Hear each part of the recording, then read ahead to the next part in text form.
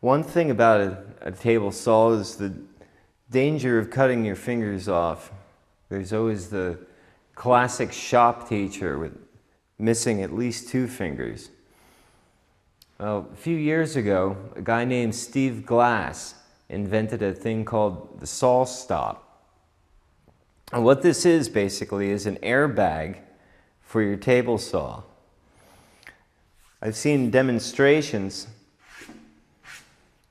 where they roll a hot dog along with a piece of wood, the hot dog simulating flesh, and an electric current that's sent through the blade senses the moisture content of the hot dog.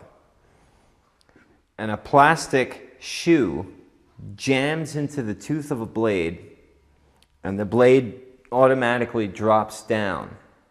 Now, this all happens in 5 milliseconds. So basically, you're talking about the difference between losing 3 or 4 fingers and just having a little Band-Aid cut. Right now, this device is somewhere between $2,000 and $3,000.